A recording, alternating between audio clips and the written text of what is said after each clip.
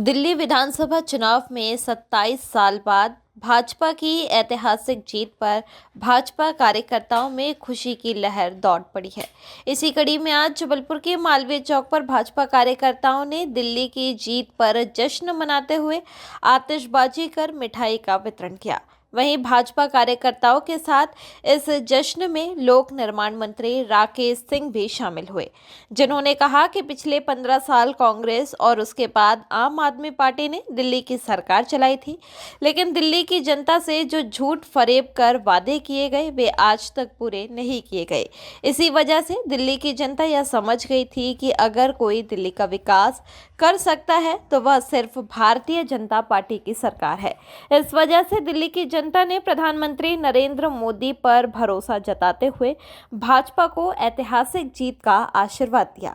वहीं आप नेता अरविंद केजरीवाल भाजपा का सूपड़ा साफ करने की बात कहते थे, लेकिन आज दिल्ली की जनता ने उनका और उनकी पार्टी का ही सूपड़ा साफ कर दिया है। दिल्ली में अभी तक 8 मुख्यमंत्री हुए, उनमें से भारतीय जनता पार्टी के भी 3 मुख्यमंत्री शामिल हैं, लेकिन इन सबको मिलाकर भी भारतीय जनता पार्टी के पास कुल मिलाकर 5 साल का कार्यकाल था। कांग्रेस ने 20 वर्षों तक दिल्ली में राज्य किया है और उसके बाद 15 साल लगभग अरविंद केजरीवाल के पास थे, लेकिन 5 वर्षों के शासनकाल को जनता ने अंततः इस रूप में स्वीकार किया कि दिल्ली का अगर कोई भला कर सकता है, दिल्ली का अगर कोई विकास कर सकता है तो वो केवल और केवल भारतीय जनता पार्टी है।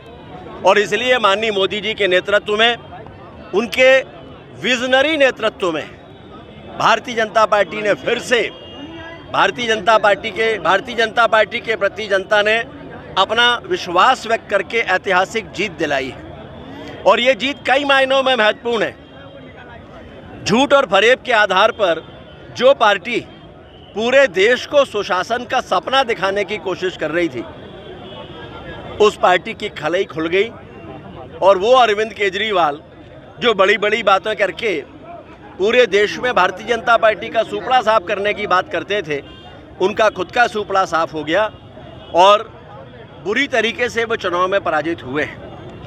राहुल गांधी जी भी बहुत बातें उन्होंने की थी, उनको बधाई देना चाहेंगे कि उनके नेतृत्व में शिखर से शून्य की कांग्रेस की यात्रा अविरल जारी है।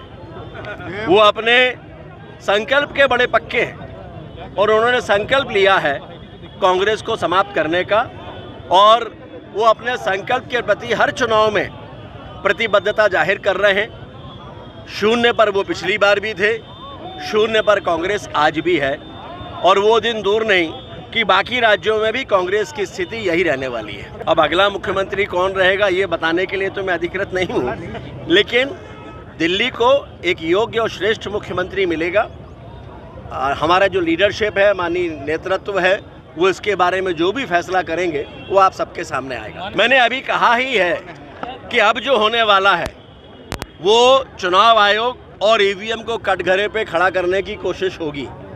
जितनी सीटों पे आम आदमी पार्टी को जीत मिली है उसके बारे में बातचीत नहीं होगी, लेकिन अरविंद केजरीवाल, मनीष सिसोदिया, ये ऐसे जो लोग भी चुनाव हारे हैं, इनको लेकर सवाल जल्दी ही होने वाले हैं। राहुल गांधी जी भी अपने शून्य पर रहने के रिकॉर्ड के साथ पुराने ट्रैक रिकॉर्ड फिर से दोहराने वाले हैं कि ईवीएम में गड़बड़ी थी, लेकिन देश की जनता अब इसकी आदी हो चुकी है और देश की जनता जानती है कि अब यही होने वाला है।